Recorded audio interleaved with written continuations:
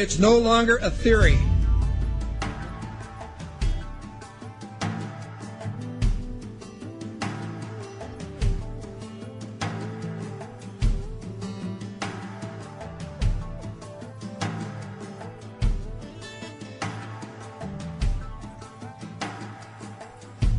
The German philosopher Johann von Goethe once said, "There are none more hopelessly enslaved than those who falsely believe that they are free."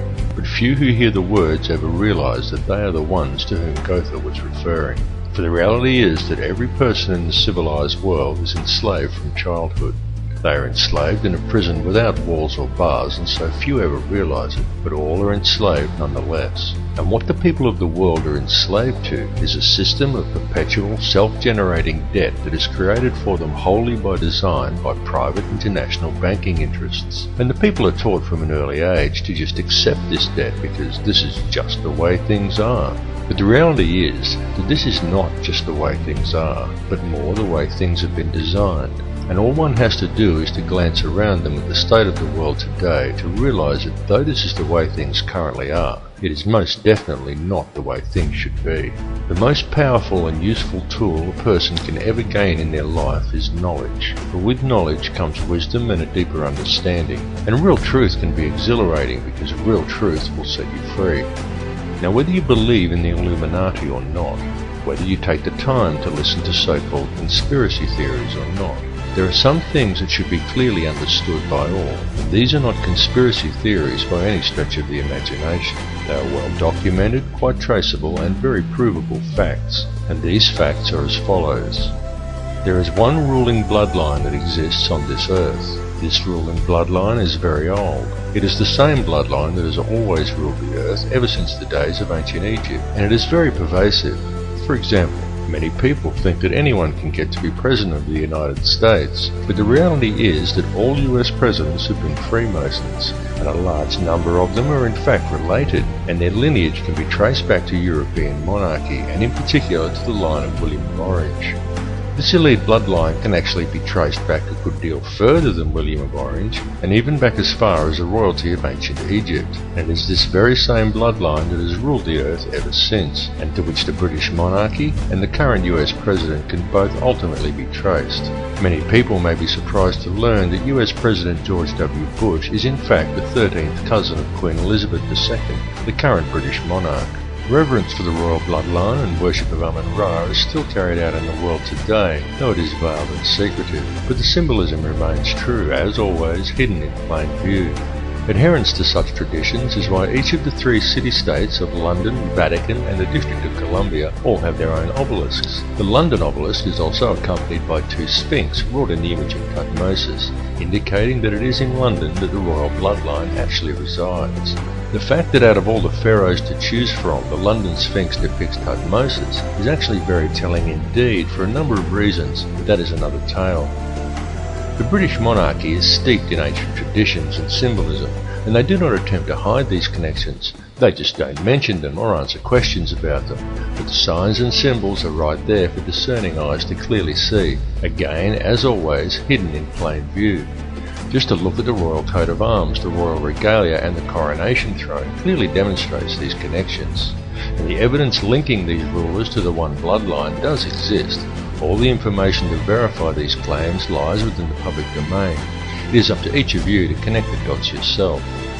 More importantly, however, is the fact that over the last 200 odd years there has developed behind this ruling bloodline another elite class, somewhat similar to a priesthood that remains hidden in the shadows. This shadowy priesthood is the money changers, the international banking elite, consisting of 13 very influential families, and it is this shadowy elite who ultimately controls things from behind the scenes. This control is achieved through covert manipulation of the global money systems and maintained through an intricate web of interconnected secret societies, through which control over the flow of all money, all resources, all food, and more importantly, all information through manipulation of the world's educational institutions and corporate media is also achieved. Many of these smaller secret societies are completely oblivious to the existence of the others, but all lead back to a round table of just 6, and ultimately to one at the very top that is populated by virtually a handful of individuals. It is this handful of very powerful men that controls all the other societies, and through them the heartbeat of the entire world.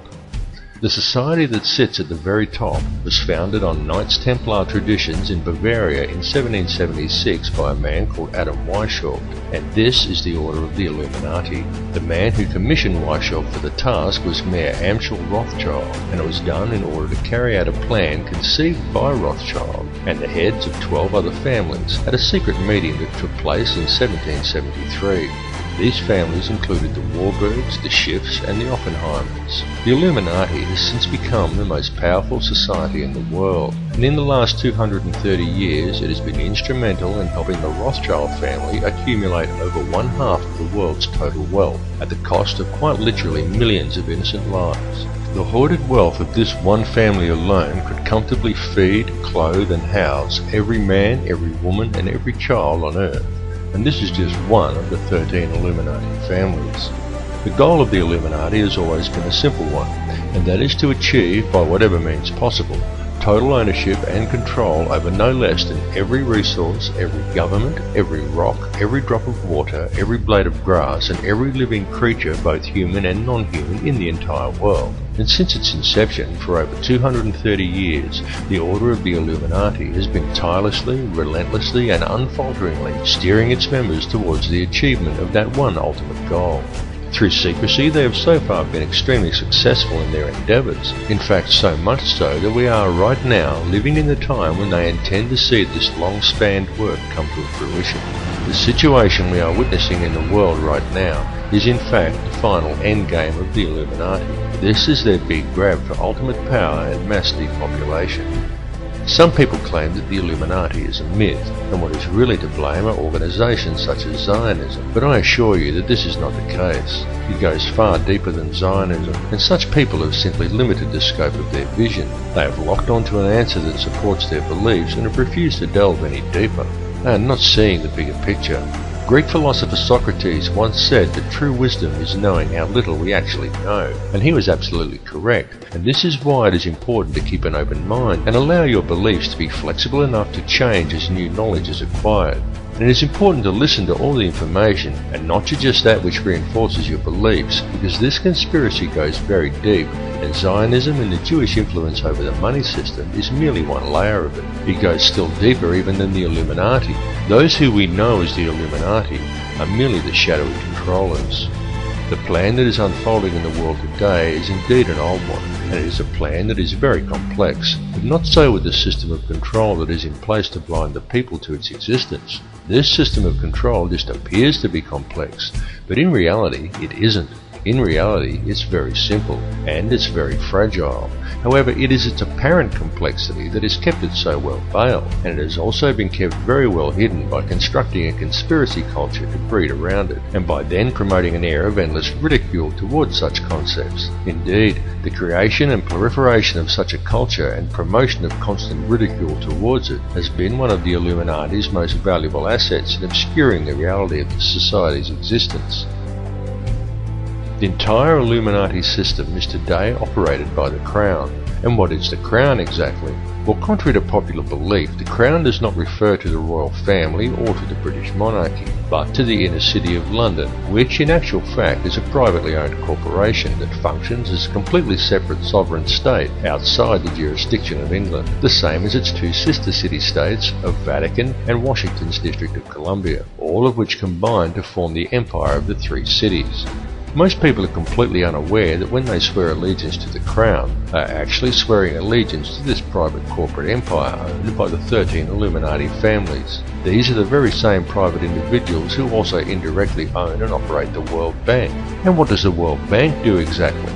Well, apart from other things like control global oil prices, it lends money to whole countries by supplying each country's Federal Reserve Bank, and then it collects interest on these loans, which is paid by taxing the labour of the peoples of each country. Now let me just run that by you again so you clearly understand how this works. If you live in a country that has a Federal Reserve Bank, then the World Bank, a privately run company that is able to legally create money from thin air, is who supplies your country with money at interest. And you, as the individual, is required to pay a tax on your labour to pay off the interest on the government's loan from this private bank. Many people are duped into believing that their taxes pay for infrastructure, and without taxes there would be no roads and no schools and the country would fall apart. But this is completely untrue. The government has the legal right to coin its own money and control its value, but it does not. It borrows money from a private bank and uses this bank loan to pay for infrastructure, and then you are taxed in order to pay off the interest on the loan. Interest which, from a business perspective, is pure profit for the international banksters. However you choose to look at things, one thing must be clearly understood, and that is that each person in the Western world who has a job is forced every year to give away approximately 3 months' worth of wages in taxes, and that tax money goes directly into the pockets of the private individuals who own and run the World Bank. It's one big privately run scam.